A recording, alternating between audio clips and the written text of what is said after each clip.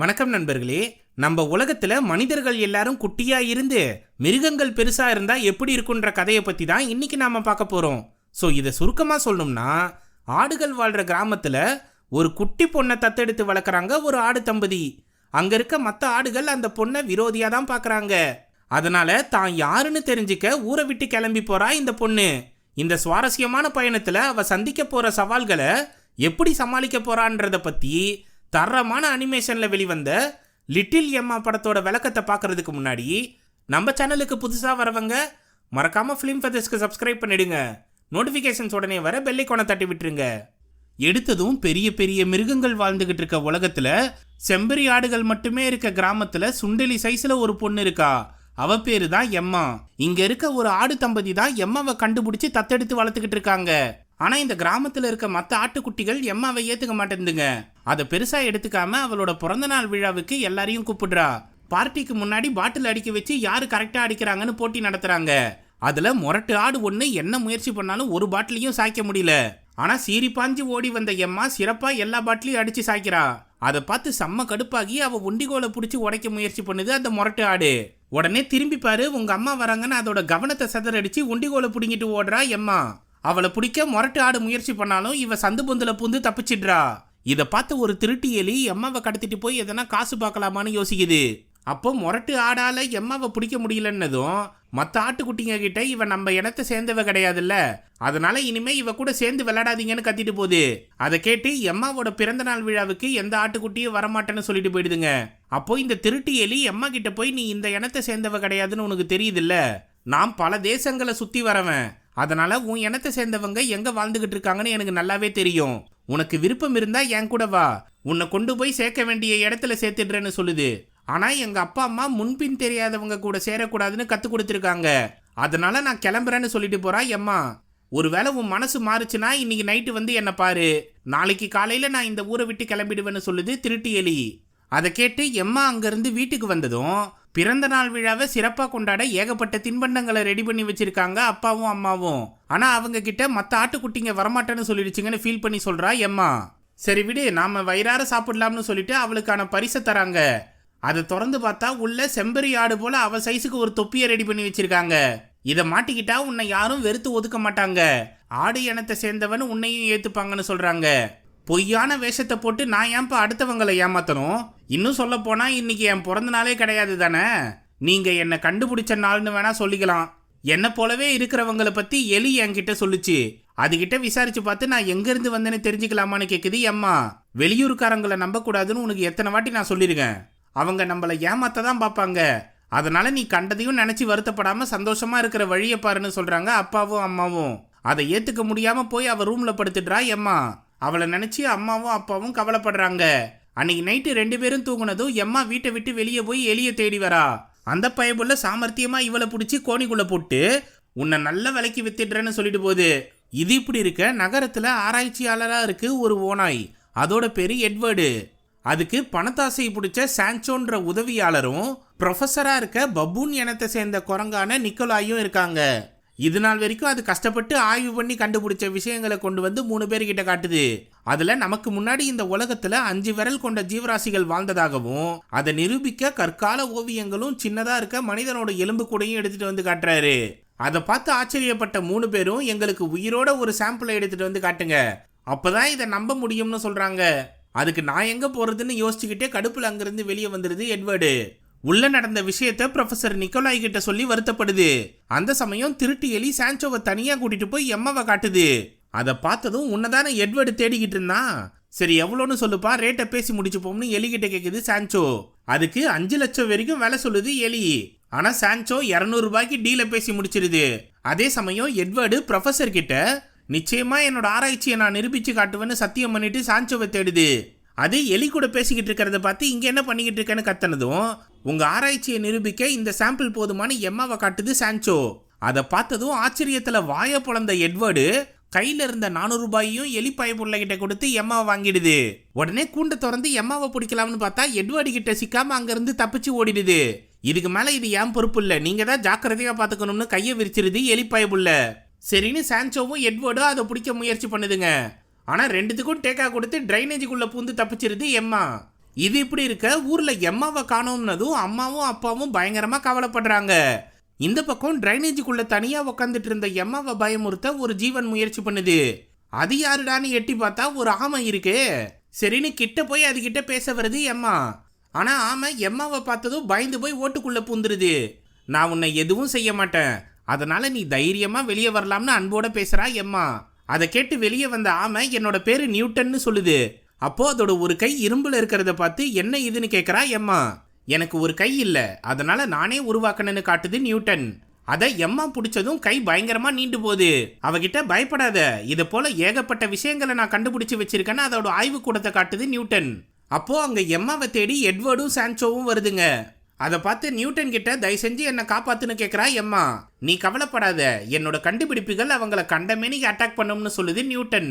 அதுக்கேற்ற போல எட்வர்டும் சான்சோவும் பெண்டுலம் மாதிரி ஆடுற கம்பியில சிக்கிடுறாங்க. அதுல அடி வாங்காம கஷ்டப்பட்டு தப்பிச்சு வந்ததும் சான்சோ ஒரு சேர்ல ஏறி உட்காருது. அதுல ஸ்ப்ரிங் இருக்கிறதுனால மேல தூக்கி வீசிடுது. எட்வர்டு கண்டமேனிக்கு அடிக்கிற பாக்ஸிங் கையில சிக்கிடுது. அதுல அடி வாங்கி பறந்து போய் விழுது. இப்படி நியூட்டன் உருவாக்கின ஏகப்பட்ட தடைகள்ல சிக்கி பயங்கரமா அடி வாங்குதுங்க ரெண்டும். இந்த கேப்ல எம்மாவும் நியூட்டனும் அங்கிருந்து தப்பிச்சு வெளியே வந்துடுறாங்க. ஆனா உருண்டு வந்ததுல நியூட்டனோட இரும்பு கை கீழே விழுந்துருது. அதை காணோம்னதும் எப்படியாச்சும் தேடி கண்டுபிடின்னு பதறி போது நியூட்டன். சரின்னு எம்மா அதை தேடிக்கிட்டு இருக்கும்போது ஒரு பறவை அதை தூக்கிட்டு பறந்து போய் மரத்து மேல உட்காருது. அதுகிட்ட இருந்து கையை எப்படி வாங்கணும்னு எனக்கு நல்லாவே தெரியும்னு சொல்றா எம்மா. அதே சமயம் அடி வாங்கி மிதி வாங்கி தடைகளை தாண்டி வந்த சான்சோ எம்மா எங்க இருக்கான்னு மோப்பம் பிடிச்சி எட்வர்டு கிட்ட சொல்லுது. அப்புறம்டா அதை பிடிக்க ரெண்டு வருதுங்க. இந்த பக்கம் கொட்டாங்குச்சி இலத்தழைகள் எல்லாம் வச்சு பறவை போல வேஷம் போட்டு வந்த எம்மா உண்மையான பறவை கிட்ட இருந்து இரும்பு கையை வாங்க முயற்சி பண்றா. அது கிட்ட வந்து ரக்கையை பிடிச்சி ஆடும்போது தலை தனியா விழுந்துருது. அதை கவனிச்சு என்னையவா ஏமாத்த பாக்குறேன்னு எம்மாவை கீழே தள்ளி விட்டுருது பறவை. அப்போ ஒரு கரடி வந்து பறவையை மிரட்டினதும் வாயில கவ்விக்கிட்டு இருந்த இரும்பு கையை கீழே போட்டு பறந்து போகுது. அதை எடுத்து நியூட்டன் கிட்ட கொடுக்குறா எம்மா. ஆனா இரும்பு கை தானா நியூட்டன் உடம்புல அட்டாச் ஆகிடுது. அதுகிட்ட நீ என்னோட முதல் நண்பனா இருந்தாலும் உயிர் நண்பனாகிட்டேன்னு சொல்றா எம்மா. இதை பார்த்த கரடி உங்க ரெண்டு பேரையும் எனக்கு ரொம்ப பிடிச்சிருக்கு, நட்புனா என்னன்னு உங்களுக்கு தெரியுமான்னு மொக்கப்போட ஆரம்பிக்குது. அதை கேட்க முடியாம அங்கிருந்து தப்பிச்சு போக முயற்சி பண்ணுதுங்க ரெண்டும். இதை கவனிச்ச கரடி கோபமா சத்தம் போட ரெண்டும் அங்கேயே பதறி போய் நிக்குதுங்க. இந்த பறந்து விரிஞ்ச காட்டுல நான் ஒரு நண்பர்கள் குழுவை நடத்திக்கிட்டு வரேன், அதுல நீங்களும் சேரணும்னு சொல்லிக்கிட்டு இருக்கு. அப்போ சான்சோவும் எட்வர்டும் இதுங்களை பார்த்து பதுங்கி நிக்குதுங்க. அதை கவனிச்ச கரடி ரெண்டுத்தையும் தூக்கிட்டு வந்து எம்மா முன்னாடி நிறுத்துது. இவங்களையும் நம்ம குழுல சேர்த்துக்கலாம், அதனால கை கொடுத்து நண்பர்கள் ஆகிடுங்கன்னு சொல்லுது. என்னால அதை ஏத்துக்க முடியாதுன்னு எம்மா மறுத்துடுறா. உடனே எட்வர்டை முறைச்சு பாக்குது கரடி. எம்மா எதுவா இருந்தாலும் நாம அப்புறமா பேசிக்கலாம், முதல்ல கை கொடுன்னு எட்வர்டு கை நீட்டுது. வேற வழி இல்லாம எம்மாவும் அதே பக்கம் கை நீட்டுறா. அதனால மாத்தி மாத்தி நீட்டாம ஒரே பக்கமா நீட்டி கோமாளித்தனம் பண்ணிக்கிட்டு இருக்குங்க. இதை பார்த்த கரடி ஒழுங்கா கையை கொடுங்கன்னு ரெண்டு பேரையும் சேர்த்து வைக்குது. அதே போல சான்சோவையும் நியூட்டனையும் முறைச்சதும் சான்சோ நியூட்டனோட இரும்பு கையை பிடிக்குது. அது ஒரு முழ அளவுக்கு நீண்டு சான்சோவை தள்ளி விடுது. இதை பார்த்த கரடி சந்தோஷமா சிரிச்சிட்டு, உங்களுக்கு எந்தவித ஆபத்து வந்தாலும் இந்த விசில ஊதுங்க, நிச்சயமா உதவி செய்யறதுக்கு நம்ம குழுவுல இருந்து யாருன்னா வருவாங்கன்னு சொல்லி குட்டியா இருக்க எம்மாவுக்கு அந்த விசில தருது கரடி. அதுக்காக நன்றி சொல்லிட்டு எம்மாவும் நியூட்டனும் அங்கிருந்து கிளம்புறாங்க. அப்போ எட்வர்டையும் சான்சோவையும் பார்த்து நீங்க அந்த பொண்ணுக்கு எந்த தொந்தரவும் கொடுக்க கூடாதுன்னு மிரட்டி அனுப்புது கரடி. இது இப்படி இருக்க ஆடுகள் வாழ்ற கிராமத்துல எம்மாவை தேடி தேடி அலையறாங்க அப்பாவும் அம்மாவும். ஆனா அவ கிடைக்கலன்னதும் பயங்கரமா வருத்தப்படுறாங்க. இந்த பக்கம் எப்படியாச்சும் எம்மா கிட்ட பேசி அவரோட ஆராய்ச்சியை பத்தி புரிய வைக்கணும்னு முயற்சி பண்ணுது எட்வர்டு. ஆனா எம்மா அதை காது கொடுத்து கேட்காம முன்னாடி போறா. நீங்க கிட்ட வந்தீங்கன்னா விசில ஊதிடுவேன்னு மிரட்டுறா. நானே என்னோட இனத்தை சேர்ந்தவங்களை எப்படி கண்டுபிடிக்கிறதுன்னு யோசிச்சுக்கிட்டு இருக்கேன், இப்ப நீங்க வந்து தொந்தரவு பண்றீங்கன்னு புலம்புறா. அதை கேட்டு என்னாலதாம்மா உனக்கு உதவி பண்ண முடியும், அது மட்டும் இல்லாம டாக்டர் கியூன்றவரை போய் நாம பார்க்கலாம், அவருக்கு உன்னை பத்தின தகவல்கள் நிச்சயமா தெரிஞ்சிருக்கும், அதனால நீ தைரியமா எங்க கூட வரலாம்னு கூப்பிடுது எட்வர்டு. உன் பேச்சை கேட்டு எனக்கு நம்பிக்கையே வரலன்னு சொல்லிக்கிட்டே போய் கீழே விழுந்துடுறா எம்மா. அவளை காப்பாத்த எட்வர்டு சீறி பாஞ்சு குதிச்சு அடிபடுது. ஆனா எம்மா பாதுகாப்பா கிளையில விழுந்து எந்தவித ஆபத்தும் இல்லாம பொழைச்சிடுறா. அப்போ உடனே அவளை காப்பாத்த எகிரி குதிச்ச எட்வர்டோட நல்ல மனசை புரிஞ்சுக்கிட்டு உங்க கூட வரன்னு சம்மதிச்சிடுறா. அதை கேட்டு சந்தோஷமாகி நியூட்டனையும் எம்மாவையும் கூட்டிக்கிட்டு டாக்டர் கியூ வீட்டுக்கு வருது எட்வர்டு. அது யாருடான்னு பார்த்தா தலைமையிலேயே கண்ணாடியை வச்சுக்கிட்டு கண்ணாடி எங்கன்னு தேடிக்கிட்டு இருக்க ஒரு டாகி. எட்வர்டு கதவை தட்டி உதவி கேட்டதும் ஒழுங்கா ஓடி போயிடுங்கன்னு கத்துறாரு. அப்போ உலகம் உருண்டன்னு உங்களுக்கு மட்டும்தானே தெரியும்னு சொல்லுது எட்வர்டு. இதை கேட்டு ஆச்சரியப்பட்ட டாக்டர் கியூ உங்களுக்கும் இந்த விஷயம் தெரிஞ்சிருக்கான்னு கதவை திறந்து எட்டி பாக்குது. உங்க கண்ணாடி நெத்தி மேலதான் இருக்கு, அதை போட்டுட்டு என்ன பாருங்கன்னு சொல்லுது எட்வர்டு. அதன்படி கண்ணாடியை போட்டு எட்வர்டை பார்த்ததும், நீங்க வீடு துடைக்க வந்தவங்க தானே, சீக்கிரம் வந்து எல்லாத்தையும் பெருகி துடைக்கிற வேலையை பாருங்க, எனக்கு குப்பையா இருந்தா சுத்தமா பிடிக்காதுன்னு சொல்லுது டாக்டர் கியூ. வேற வழி இல்லாம நாளும் சேர்ந்து வீடு துடைக்கிற வேலையை பாக்குதுங்க. அப்போ சான்சோ ஸ்கிரீனை போட்டு மூடியிருந்த பொருள் பக்கம் போனதை பார்த்து, அதை எதுவும் பண்ணிடாத, என்னோட வாழ்நாள் ஆராய்ச்சியே அதை நம்பிதான் இருக்குன்னு சொல்லுது டாக்டர் கியூ. அப்படி என்னடா உருவாக்கி வச்சிருக்காருன்னு பார்த்தா குளோபை தான் ரெடி பண்ணிருக்காரு. இந்த உலகம் உருண்டன்னு நிரூபிக்க நான் ஏகப்பட்ட நாடுகளுக்கு பயணம் பண்ணிருக்கேன், அந்த விவரங்களை வச்சுதான் இந்த குளோபை உருவாக்கியிருக்கேன்னு சொல்றாரு. இதை கேட்ட எட்வர்டு எம்மாவை காட்டி, இது போல நீங்க மத்தவங்களை பார்த்திருக்கீங்களான்னு கேக்குது. இப்ப வரைக்கும் எம்மாவை கவனிக்காத டாக்டர் கியூ அவளை பார்த்த உடனே பயங்கரமா ஆச்சரியப்படுறாரு. நான் மேற்கு பக்கமா பயணம் பண்ணும்போது ஒரு தீவுல இந்த இனத்தை பார்த்திருக்கேன், அது எங்க இருக்குன்னு யோசிக்கும் போது இப்ப பேசினதை மறந்துடுறாரு. யாருடா நீங்க, என் வீட்டுக்குள்ள பூந்து என்ன பண்றீங்கன்னு எட்வர்டு கும்பலையே விரட்டி அடிக்கிறாரு. எப்பா உலகம் உருண்டன்னு உனக்கு தெரியாதான்னு சான்சோ கேட்க, அதை கண்டுபிடிச்சதே நான் தான்டா, ஒழுங்கா வெளியே போன்னு விரட்டி அடிக்கிறாரு. சரி இதுக்கப்புறம் என்ன பண்றதுன்னு எம்மா கிட்ட கேக்குது எட்வர்டு. டாக்டர் கியூக்கு ஞாபக மறதி அதிகமா இருந்தாலும் அவர் என்ன பார்த்து ஆச்சரியப்பட்டு ஒரு விஷயம் சொன்னார்ல, அது நிச்சயமா உண்மையாதான் இருக்கும். அதனால நாம மேற்கு பக்கம் பயணம் பண்ணி அந்த தீவு எங்க இருக்குன்னு கண்டுபிடிப்போம்னு சொல்றா எம்மா. நீ சொல்றது கரெக்ட் தான், ஆனா எப்படி பயணம் பண்றதுன்னு கேக்குது எட்வர்டு. அதுக்கு தான் நான் இருக்கேன்ல, ஹாட் ஏர் பலூன்ல ஃப்ளைட் தயாரிப்பது எப்படின்னு ஸ்கெட்ச் போட்டு வச்சிருக்கேன், அதன்படி பக்காவா ரெடி பண்ணுவோம்னு சொல்லுது நியூட்டன். இதுக்கு ஒத்துக்கிட்டு மொத்த கும்பலும் ஒன்னா சேர்ந்து பக்காவா வேலை செஞ்சு ஒரு ஹாட் ஏர் பலூனை உருவாக்கிடுதுங்க. அதுல ஏறி மேற்கு பக்கமா பயணத்தை ஆரம்பிக்குதுங்க. ஆகாயத்துல பறந்து போறதை பார்த்து எல்லாமே ஆச்சரியப்படுதுங்க. அந்த சமயம் நான் போய் பைனாகுலரை எடுத்துட்டு வரேன்னு சான்சோவை ஸ்டேரிங்கை பிடிக்க விட்டுருது நியூட்டன். அப்போ எம்மா மட்டும் சோகமா இருக்கிறத கவனிச்சு என்ன விஷயம்னு கேக்குது எட்வர்டு. என்னோட இனத்தை சேர்ந்தவங்க என்னை ஏத்துப்பாங்களான்ற சந்தேகம் எனக்கு இருக்குன்னு சொல்றா. என்னைக்குமே தெரியாத விஷயத்தை பத்தி நாம கவலைப்படக்கூடாது, இப்போ நாங்க உன்னை ஃப்ரெண்டா ஏத்துக்கிட்டோம்ல, அதை நினைச்சு சந்தோஷப்படுன்னு சொல்லுது எட்வர்டு. அப்போ பெரிய பறவைங்க கூட்டம் இந்த ஹாட் ஏர் பலூனை நோக்கி வருதுங்க. உள்ள இருக்க எல்லாத்தையும் இறையா திங்க முயற்சி பண்ணுதுங்க. இதை கவனிச்சு உடனே ஸ்டேரிங்க திருப்புன்னு கத்துது நியூட்டன். அதன்படி சான்சோ கஷ்டப்பட்டு திருப்பினாலும் பறவைங்க பலூனை கிழிச்சிட்டு போதுங்க. அதனால 50,000 அடியில இருந்து கீழே விழுதுங்க. அப்போ என்ன பண்றதுன்னு எல்லாரும் புரியாம முழிக்கும் போது, நான் மேலே ஏறி போய் ஓட்டையை அடைச்சிடுறேன்னு சொல்றா எம்மா. அதன்படி அவ கையில ஒரு நூல்கண்டை கொடுத்து மேல அனுப்புதுங்க. எம்மாவும் கஷ்டப்பட்டு மேல போய் ஓட்டையை தச்சிடுறா. அதனால ஹாட் ஏர் பலூன் கீழே விழாம தப்பிச்சிருது. அதுக்கு காரணமா இருந்த எம்மாவுக்கு எல்லாரும் நன்றி சொல்றாங்க. மறுபடியும் அங்கிருந்து பயணத்தை ஆரம்பிச்சு பல நாள் கழிச்சு ஒரு தீவை கண்டுபிடிச்சிடுறாங்க. இங்கதான் உன் இனத்தை சேர்ந்தவங்க வாழ்ந்துகிட்டு இருக்காங்க போலன்னு சந்தோஷமா சொல்லுது எட்வர்டு. அதை கேட்டு எம்மாவும் ஆர்வமா அவங்கள பார்க்க காத்துக்கிட்டு இருக்கு. அப்போ தீவுல இருக்க குட்டி மனிதர்கள் கண்டமேனிக்கு அம்பு விட்டு இவங்களை தாக்குறாங்க.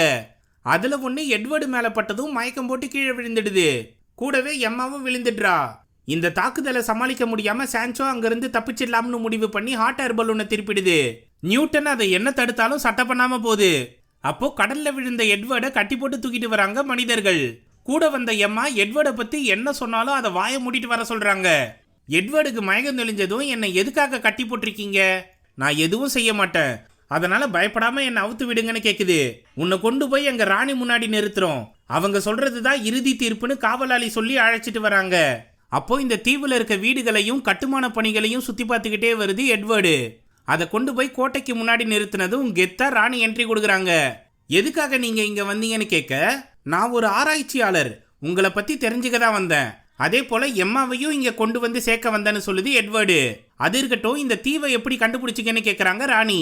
கஷ்டப்பட்டு சொந்தமா முயற்சி பண்ணி தான் நாங்க கண்டுபிடிச்சோம், அதுல என்ன சந்தேகம்னு கேக்குறா எம்மா.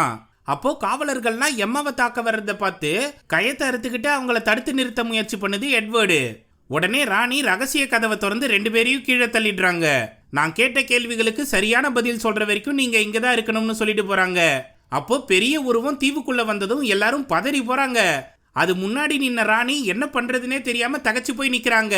கொஞ்ச நேரம் பொறுத்து குழிக்குள்ள இருந்த எட்வர்டும் எம்மாவும் மேல என்ன நடக்குதுன்னு சத்தம் போட்டு கேட்க, கோணி பைய தூக்கிட்டு வந்த சான்சோ என்னப்பா எப்படி இருக்கீங்கன்னு நல விசாரிக்குது. உன் கூட வந்த நியூட்டன் பத்திரமா இருக்கானா, சீக்கிரம் எங்களை மேல தூக்கி விடுப்பான்னு சொல்லுது எட்வர்டு. இந்நேரத்துக்கு நியூட்டன் கடல்ல கல்லு பொறுக்கிட்டு இருப்பான். உங்க உதவியினால மனித இனத்தை சேர்ந்தவங்களை நான் பத்திரமா புடிச்சுக்கிட்டேன், அதுக்கு ரொம்ப நன்றிப்பான்னு சொல்லுது சான்சோ. எனக்கு ஒன்றும் புரியலையே, என்ன நடக்குதுன்னு விவரமா சொல்லுன்னு கேக்குது எட்வர்டு. தம்பி, ப்ரொஃபசர் நிக்கோலாய் தான் எனக்கு காசு கொடுத்து உன் கூட அனுப்பிச்சாரு. ஒருவேளை நீ மட்டும் மனித இனத்தை சேர்ந்தவங்களை கண்டுபிடிச்சிட்டனா உனக்கு டேக்கா கொடுத்து அவங்கள தூக்கிட்டு வந்து அவர்கிட்ட ஒப்படைக்க சொன்னாரு. அதான் கையில கிடைச்சதுங்களை பிடிச்சி மூட்டையில போட்டு வச்சிருக்கேன். பணம் 10 செய்யும்னு கேள்விப்பட்டிருப்ப. அதை என்கிட்ட கொடுத்தா நான் 14 செய்வேன். சரி, காரணம் தெரிஞ்சதுல, நீ கண்டுபிடிச்சத நான் ஆட்டைய போட்டுட்டேன். வரட்டா மாமே டுர்ன்னு சான்சோவோ அங்கிருந்து கிளம்பிடுது. இதை கேட்டு ப்ரொஃபசர் நிக்கோலாய் எனக்கு இப்படி ஒரு துரோகம் செய்வார்னு நான் கனவுல கூட நினைச்சு பார்க்கலன்னு வருத்தப்படுது எட்வர்டு. எல்லாத்துக்கும் நான் தான் காரணம். ஒழுங்கா ஆட்டுக்குட்டி அப்பா அம்மாவோட நான் சந்தோஷமா இருந்திருக்கணும். தேவையில்லாம அவங்களையும் கஷ்டப்படுத்தி இப்போ உங்களையும் கஷ்டப்படுத்திக்கிட்டு இருக்கேன்னு வருத்தப்படுறா எம்மா. அப்போ நம்ம கவலைப்பட்டு முடங்கி போய் உட்கார்றதுல ஒரு பிரயோஜனமும் கிடையாதுன்னு புரிஞ்சுக்கிட்ட எட்வர்டு முதல்ல இங்கிருந்து தப்பிக்கிற வேலையை பார்ப்போம்னு சொல்லுது. அந்த சமயம் நியூட்டன் வந்து அவங்களுக்கு கை கொடுத்து மேலே தூக்கி விடுது. நீ எப்படி இங்க வந்தன்னு கேட்டா, இந்த சான்சோ பயவுள்ள என்னை கடல்ல தள்ளி விட்டான். ஆனா எனக்கு தான் நீச்சல் தெரியுமே, அதனால நீந்தி வரும்போது 2 சுறா என்னை துரத்திக்கிட்டு வந்துச்சு. அதுங்க கிட்ட சிக்காம என்னோட இயந்திர கையை பயன்படுத்தி வேகமா நீந்தி வந்தேன்னு சொல்லுது நியூட்டன். அப்போ இங்கிருந்து ராணியையும் 2 காவலாளிகளையும் தூக்கிட்டு போயிருக்குது சான்சோ. அதை விரட்டி பிடிக்க நாம புதுசா ஒரு வண்டியை உருவாக்கணும். அதுக்கு இந்த தீவு மக்கள் தான் நமக்கு உதவி செய்யணும்னு சொல்லுது நியூட்டன். சரின்னு அவங்க கிட்ட போய் கேட்டா, உங்களால தான் நாங்க ராணியை இழந்துட்டு நிக்கிறோம், ஒழுங்கா இந்த தீவை விட்டு வெளியே போங்கன்னு கத்துறாங்க. நிம்மதியா இந்த தீவுல வாழ்ந்துகிட்டு இருந்த உங்களுக்கு தொந்தரவு கொடுத்ததுக்காக நான் மன்னிப்பு கேட்டுக்கிறேன். அதே சமயம் உங்க ராணியை காப்பாத்த எங்களுக்கு ஒரு வாய்ப்பு கொடுங்க. நீங்க உதவி செஞ்சீங்கன்னா அவங்கள வேகமா விரட்டிட்டு போய் பிடிச்சிருவோம்னு சொல்லுது எம்மா. இதை கேட்டு சின்ன பசங்களும் பெரியவங்களும் உடனே ஒத்துக்கிறாங்க.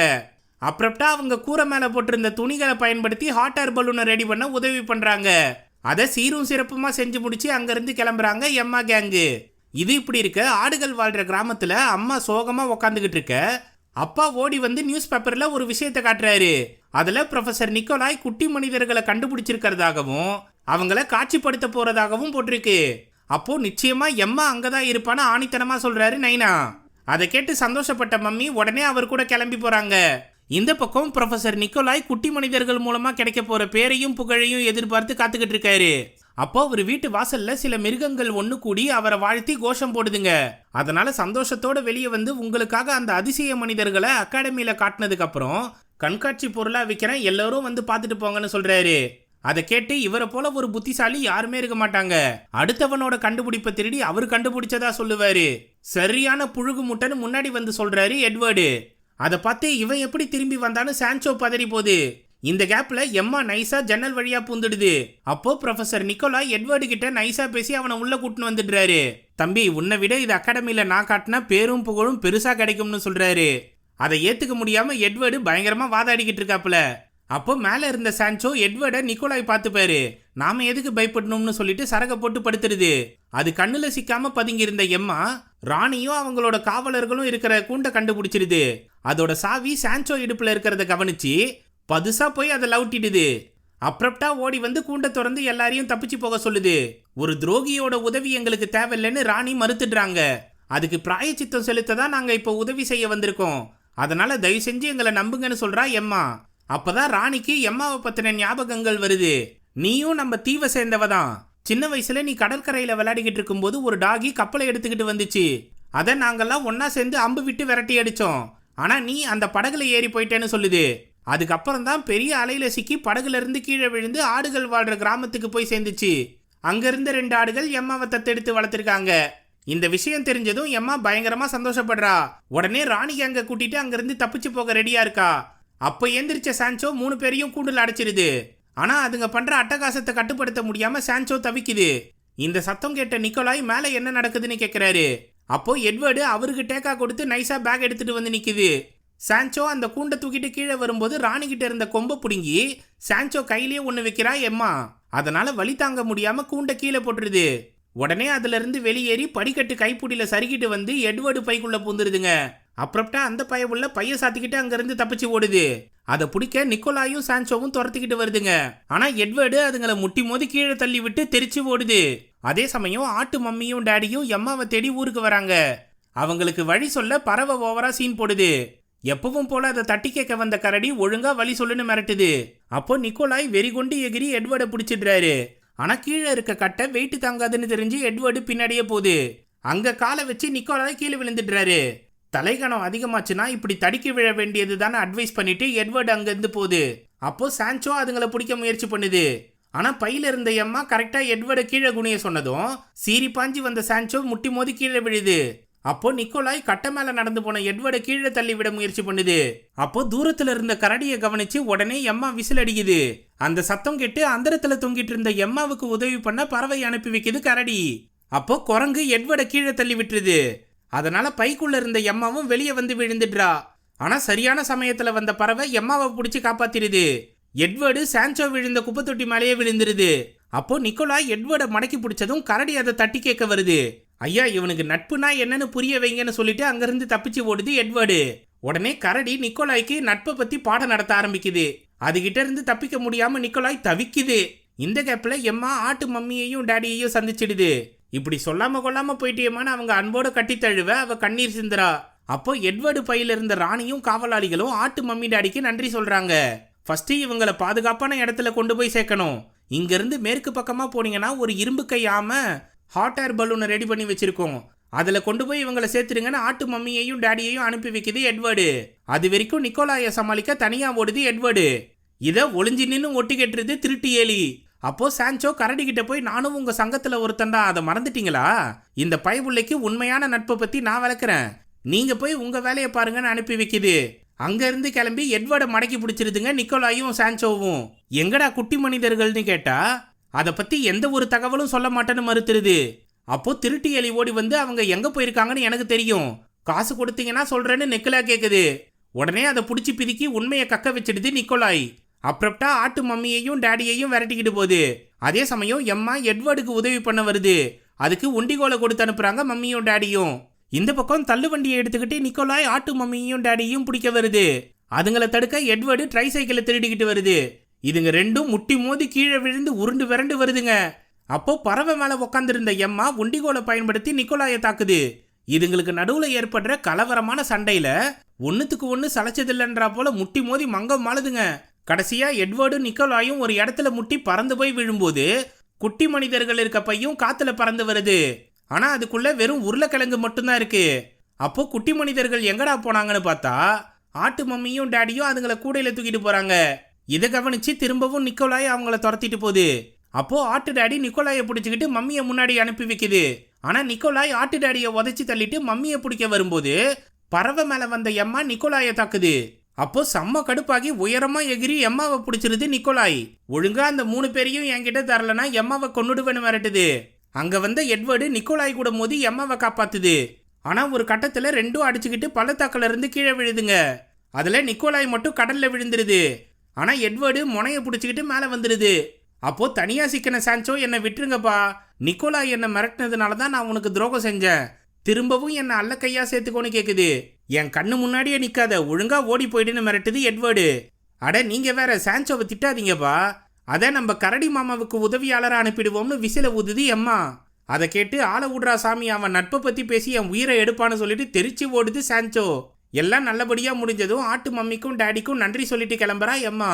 அவகிட்ட நம்ம ஊர்ல தான் உன்னை ஏத்துக்க மாட்டாங்க, ஆனா உன்னோட தீவுல உன்னை சிறப்பா கொண்டாடுவாங்கல்ல, அங்க நீ சந்தோஷமா இருந்தாலே எங்களுக்கு போதும்னு சொல்றாங்க மம்மியும் டாடியும்.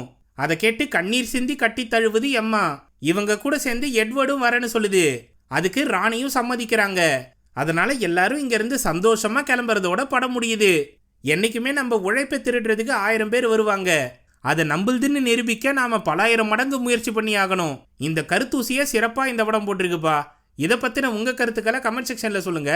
இந்த வீடியோ உங்களுக்கு பிடிச்சிருந்ததுன்னா தம்ஸ் அப்பை தெரிக்க விட்டு மற்றவங்களுக்கு ஷேர் பண்ணுங்க. புதுசா வரவங்க மறக்காம ஃபிலிம் ஃபெதர்ஸ்க்கு சப்ஸ்கிரைப் பண்ணிடுங்க. மிக்க நன்றி நண்பர்களே.